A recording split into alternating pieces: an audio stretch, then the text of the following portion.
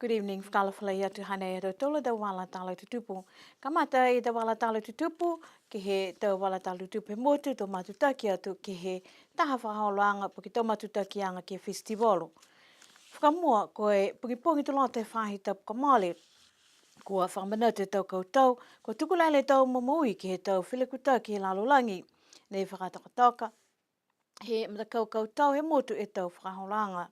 Ki sia naka I toko longa lau tōle tau mtakau Girls and Boys Brigade ko hoko atu ke Fōleni, ka he matutaki atu ni ke tau whakamatalanga. Ko lau tōlu kua ko tāwha ke tō tau e tau hingoha lau tōle tau toa tae sau le mga fulu, ha Niuean, ne hoko atu ke tau whakamua he lalolangi ko Taweli Pavihi mo Ross Hipa. Pia whoki me tau hingoha lau tōlu ne kaumahala nā kaililiu, mai ke motu ko tō tau e Pamela Tongiakona. Ko tau whamatalaanga ko kise manatua I te kita ke mtakau koutou, liliu mai he motu ko Charlie Tawaka. Ke he kakano kua whamanatua I mo e tau manatu whakahau e whoki ke tau whahi ke ko langamatai ke whamole tau whamanatuanga nei. Longa lahi tau mena ne mohi misi ai e matakau ki ai. Ke lata mo e tuanga lirifu hea tau tōru. A tau whakamanatuanga mai he tau kua mori ki tua. Si pia whoki me ono mamau ki mua. Mo e amamana ki ai.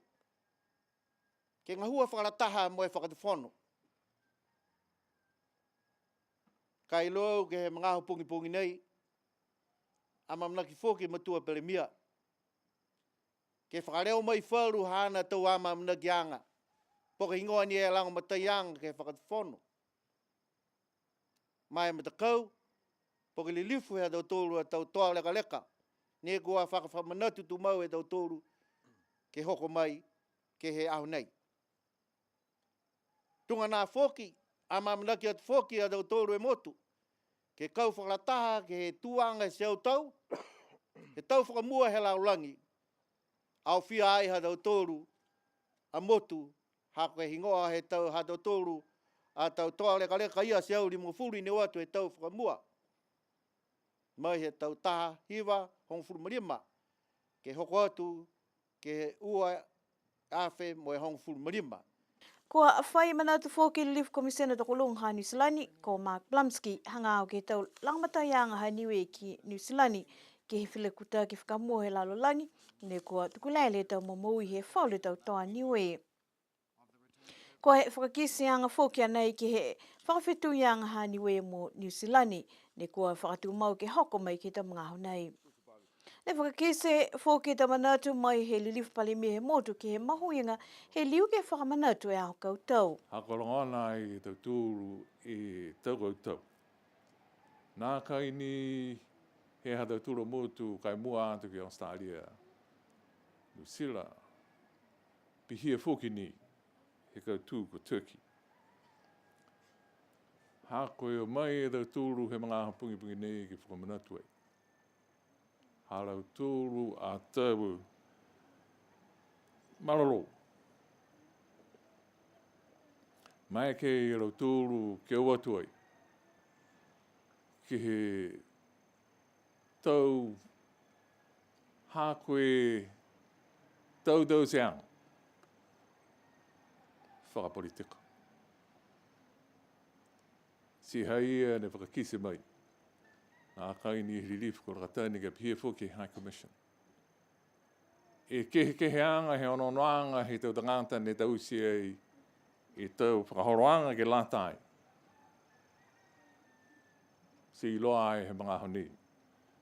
Tokorongarahi e rau tūru ne mamasi ai, koe ka kānu he ei whakatakataka mi taki ai. E rau tūru e tau taki.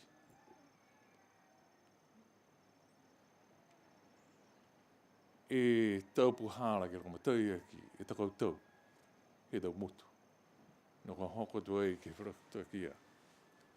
Ne whakakise e manako ha Niuean ke mai ki ke matutaki ki he tau whamanatuanga tau tahaseo tauli mai he whilakutaki whakamua he lalolangi ki he tau ua whehonga fulmalema ke hoko atu mo e taha matakau ke o atu ki Kalipoli. o fuisi te masini a Niue, New Zealand mo Australia, to mai ke he mta kau leo ke whakapapa e te whana, to mai ke tātu tau keu, ke lata moe whamanatuanga ke lau tolu kua mamole atu. Whakatu mauni ke whamanatu a lau tolu ia tō nākai nimo. Kua osi tuai e mga hala whahe motu ke lata ia mo tau uawhi hongfulu maua, ke uawhi hongfulu matolu. Koe aho ua he whahe tapu nei ne whakausi ta mahina ne whakahingoa koe mga hala wha. Pese ia kua osi ka kua kisia, e malalo he tamatangi ke whahe tapu nei. Toko longa fuki kua pehe kua lata ni ke mautali tu mau e tau tangata motu ne ke whaihiki kianga ke tau lekoa tupu whakaofo. Koe mga hala a wha ne ua a wha kua tata mai ke motu, moe maua e tau matangi malolo moe uha. Whakamua koe a wha ko Evan nā kai lauia lahi a Niue, ka lahi kua tō, e uha kua tō ke he tau motu ko Samoa mo fisi he mahina ha te Samo. Koe a wha ke ua aki ne tō ke whahe to ke lau ha Niue, koe a wha ne whakahingoa ko Gary. Ne whakahikua he mahina ha Januali. Nā kai lauia a Niue kai maua e te matangi malolo pia moe uha. Koe whahe ngā hua fuafuang matangi kua tuku tau whakaui e hālau tolu ke tau tangata motu ha koe tau ngā hua ke tūmau e kauwhalataha e tau tangata ke tau whakailoanga wha moe whelanga o mataiaki ke tau ngā hua. Koe mahala wha ha Niue ka mate hao taha ia November ke hoko atu ke hao tolungu fulu ia pelila. Koe e whahi tapunei kua lawi hea e tau meli hila he whakatuwhano ke he whalua tau le kua moe nā kai mai ke maua po ke whakawhano e tau whikau meli hila. Koe lau lahi he aho ua nā kai ngā hua e tau meli hila whakatuwhano mo iloa mai koe mga whakapāne kua iloa mai kua nā kai hoko sia. Whala tau meli hila mai he whalumutu kehe mai whalu meli hila foki kai mai ke whakawhano tau meli hila mai ni he tau meli ngā hua whakatuwhano. Nā kai lama hino mitaki ia, koe hā ne kua tupile kua nei kai tō whai whakailoang whakalaulahi e whahe ngā hua. Kai ke kua moa le kua. Talhau he ulu whakatonu he whahe moa mai whakawhana whikau ko tutuli heka. Kua whakailoang ke tō tangata ke whakaonga e melihilaniue.nu. Ka koe pungipungi ne nei kua liua ki tuai moe ngā hua mitaki tau whakaholanga melihila whakatuwhano moe mai ke ota whanau tau whikau mahuinga moe manaki tō nā kai liu ke whai le kua whoki.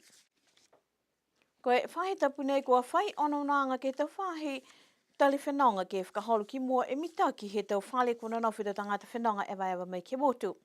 Ko Niue ni taha motu he atu Pasifika ne nā kai la whai whakaholoanga pauaki ke fuafua mitaki tau whale tali whenonga. Tahe pulutu kua hoko mai ke lang matai ke whai whenonga ewa ha koe manako ke malikisi ha ke malolo ke whakatoka e tau whakaholanga ni kua lata mo tau whenonga mai ke motu. Whinatu, aia kisa atu ke whala tau whale tali whenonga he motu ki kisia e tuanga he mga honei mo whai manatu ke whakaholo ki moe mitaki. Mai he tau whakatutalanga mo lau tolu ni kua mai, ko kisia e lau tolu e mahuinga mo e mitaki he ngā hua nei, koe kakano ni kua nā kaila whai taha whakatakanga pauaki ke latai mo lau tolu he tau e ni kua mole, ha koe ngā hua ni a lau tolu ke ha lau tolu tau ngā hua ni whamahani gai, si kua manuina lahi tau tolu ha kua nā kaila whai mena ke lea po ke ha mena kua tupu whakaofo ni kua hahai gai he whahi tala whenonga, si kua whaile kua ni kua moa mai he tātangata hau ewa mai ke motu. Kai hahai whuki wholo tau whakatokanga tau legislation ai ni kua muitua whuki ni whalu a lau tolu ki ai. Koe lauka ni he talanga ni e whakatokanga pauaki ke lata ni mo Niue. Ko ki sia whalu tau whakatai mai he motunaha Papua New Guinea, whakatai o tupihe koe tau kaina no nofo he tau coastlines ai. Koe masa lau tolu ke whai tainamu mo tau menpihia kai onono te ke lau tolu ni no nofo I lunga he tau highlands. Ai need lahi a lau tolu ke tau se e tau matanga hoa ia. Ka koe hatau tolu a kisianga he aho nei, koe talanganga hatau tolu e tau whakatokanga pauaki ke latani ma hatau tolu a tau a kaina no nofo I Niue. Koe manako he whahe whenonga ewa, ke mai ke whai whakatokanga pauaki ke mumuitu e tau tangata ki ai mua te ke lau tolu ko tau se tau kaina, ke no nofo e tau tangata whenonga ewa ewa. Amana ki ke whakaonga e tau whakatokanga ia ke hoko mai foki e tau tangata mai whafo ke siwi e tau whale nei. Matuta ki atu ki he festival o taonanga, tu whunga motu ke tolua ki ne whakahoko ai he mahina hapelila. Tahe tau tangata tā whakasino talhaua haniwe ko Mr. John Pulley, lahe talhaua hana I New Zealand mo e whalu mo te lalolangi, kua amana ki foki ke tumau e manatu mo e talhaua hana I Niuean. Ko ia nei ne hoko mai pawaki ke whakatata hana tau whakasino ki hana motu mōli, mo e pihe hana tau whamatalanga ko e hana a ka kano kua tālanga e tau whakasino ko mua mai he hana moui, ki he tau mamatua whiwhene niwe hana si muka moka ke puhala hana tau tāleni ki he tā whakasino. Pehe lili whapalimia ko tau ke tālangi lahi e whiawhia ki kisia e ilo hana nei mo e kua lata ki kisia tau tangata niwea ia mo e tau koloa nei mo mai ke whoki ki asiha ke kauwhalatahe tau tangata talahua pehe nei ke tau whakahaolanga he motu. Koe e sini ha Mr. Pulley ko John Gao, whakisi hana a manautu whiawhia kua hoko mai ki kisia ma te motu tangata kua talahua nei ki New Zealand mo e whalu motu I whafo. Foki e lautolu, whala tau whakasino ke lata mo e whakatau tuki. Kua mole ke lata mo e asitupe ke whakatoka ki e tau whakahaolanga he taonanga tufunga motu ke tolu aki. Ko he hana tau whakasino ne whakatatai ke he whale I Mākini. Ne matutake tau whakahaolanga ke he tātakai whiawhia ke a whaiumu mo e oatu ke whala tamtakawi talhaua ne kua tau se e taonga niwe whakalataha mai whai whenanga ewa. Tamtakawi tunga whasiau tuai, umusi ha lau foli, taui I fupiu, whātua ua mo e whalu foki. Kua whakakisa manatu e whala tau whenonga mai ke whiawhia ko maiki e hoko atu ke whala tamtakawi nei, mo atu hakua wha longona tala ke tau maha, kai nā kai kisia mata e tamtakawi ia. O ki foki hako kisia lahi ngā hua ko tau se ke whamea ki mo e tuku e tau lapu whamailonga ki kisia mo e mailonga he tau tangata. Koe taha pohala fokia nei ke whakakise mahuinga he tau tala tuai mo e tau mtakawi talahaua ke lata mo e tau o maianga ki he tau whai whenonga ewa. Ke he hautapu ne tau se taha whakahaoloanga ke lata mo e uhulalongo he tau lolongo tapu tuai. Inga se e tau ekelesia he tau maanga mo e tau se tau lolongo halau tolu ki he tau pohala kua whasi e tau lolongo. Koe lotu ekelesia ne muatu e lahi ke motu pese e lahi o ke tose e maanga koe maloloni ke tutu ki lunga ke hukui tau maanga mo e kisia whiawhia halau tolu ni ko hoko atu. Lahi e fulufolola he whanonga ke tau leo ke kehe mo e mawhanasia foki ke e tau loto halau tolu ni ko whenonga mai ke longana e tau lolongo ia ke whakamuina foki e tau nanga tufunga whakamotu ni ko whakahoko ai ke motu. Koe e po whaiumo ua fulu ia whipuali ni takalonga te tangata ko hoko atu ki he whakaholanga whakatau tuki whakatoka he whai whenonga ewa ke asitupe ke langmataya ke tonga hua he taonanga tufunga motu ke tolu aki. Ki sea foki longa tau tupi halau tolu ko whakatau e tau koloa, nā kai whakauhohula he lau e tau pulotu whakatau tuki ko lilifu ko Mark Blumski mo te kitaki he whai whenonga ewa ko Hayden Porter. Ko tau tupe kua moa, ai ke pūli he pō kua molea e hongofulu mawhitu e awhetala, ke lata mo tau ngahua he taonanga tufunga whakamotu ke tolu aki he motu. Ko he langawaka he pungi ngafua e whai tapu kamale la he fulufloala mai wha e weweheanga kua whakatawatoka ki ai. Ko he langa whakamua ke lata mo lau tole tau toa malalo kua loa e langa mo mamau, ka mata he waafo whina tu hala ke lau, li fuluhi mo liliu mo mole waafo ke oa tu ke whai tonga ki o pahi mo liliu ke whausi e waafo. La he malalo halau tolu ko kisia BJ Rex ka mata mawhisi pia ki sampia ni langa waka he motu ko lau noanga taua. Si mui atu a pao tonga mo he taha matua langa waka paua ki ko tau mawhai fuhiniu. Ke whakahikuanga kautu ni e sampiani he motu ko lau noanga taua, tu ua e whāta ko BJ Rex, pihia ki whāta ko Pāotonga, mo tu whā e matua ko tau mawhai fuhiniu. Koe langa mawhisi mo e kūe mtakawi ke watu ki ai, ke ua aki ke lata mo e tau whiwhine, la he maloloa fōki halau tolu mo atu ki a Michelle Marsh mo Maika fuhiniu.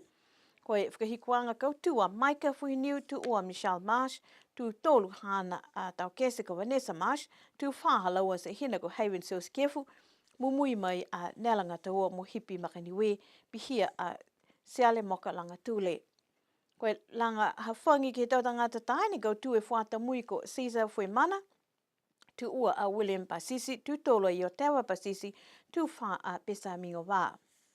Koe langa whahiku ke lanta mo tau tangata kua whiawhia ke lanta mo aho lahe fuluala mo whakawhiawhia fo ke lau tolo tau tangata kua tolo atu ke whakaholoanga ko kisia, whalu kua kamata mo e whiaoka tau waka, whalu kua nākai mai ke kamata, mua te fuluala he te kitaki mta kautanga niwe ko Moira e tama, ha kua lali lahia ia ke kamata kai nākai holo waka, hana waka ki mua, mo tūni he tahe mena siliwa tu ke he wāfo.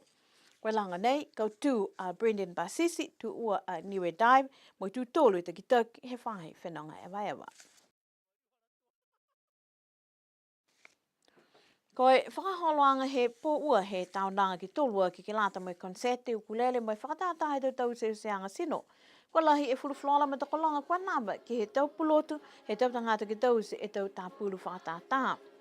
Kamata e whakaholoanga mo tau whakahele tau ukulele si kisia e whiawhia he tau whanau, mo tau mamatua ke whakatātahe tau whakaholoanga mahuinga, mo i mitaki pehenai mua te namba alau tolu ko hahoko mai ke motu. Matita ki atu e whakaholoanga ki tau whasoni po ki tau seanga seno ko whakatātā he tau matakau mo te tangata ki he kehe. Ki sia makaka mo ta leni to kolong he motu mo atu foki ki tau whata mo tau whanau mo halo tau la tau koloa kua tālanga.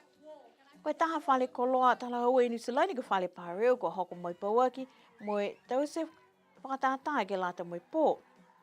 Ko ki sia koe hane ko whiawhia tau tangata ki whakatau mai he mtakau nei, he lahi fulufloala ke tau mū si pihia mo tau tāpuru ke lata moi mga whakatoa. Hei lahi e nāwa he tau tangata ki tau tāleni he motu, hoki ki he tau se seanga sino mai he tau koloa whakamotu. Koe tau paleko he whalu ko hoko atu ki he whakaholoanga, ke seo ke lata mai ua tau i mua ki tau whakaholoanga pehenei.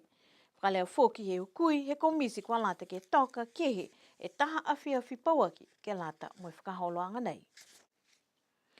Ke he whakahikua ki ke he tau walatala mai he festivala pa ke tau nanga te whunga motu he motu. Koe whakatoanga whakawhiawhia he tau nanga te whunga motu ki tolua ki kua whakatoka he konsete he tamaniwe e talahaua ko Shei Fu.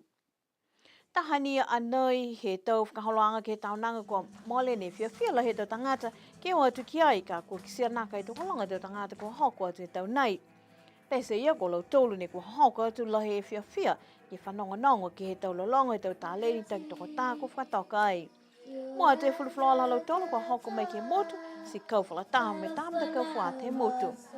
Lai fōki e mahiwhi mai makaka e tau whānau mo i tāmata kau whāwana si lahi e whiawhia ke mamata atu ke lau tolu. Kako lau tolu kua whakatali pauaki e lau lahi ki ei ka mata he whāta talhaua mai ho motu ko Malcolm Lakatani. Mai hana tau lolongo whalataha mai tau lolongo i tau mga whaua hana kua whakatata e pō.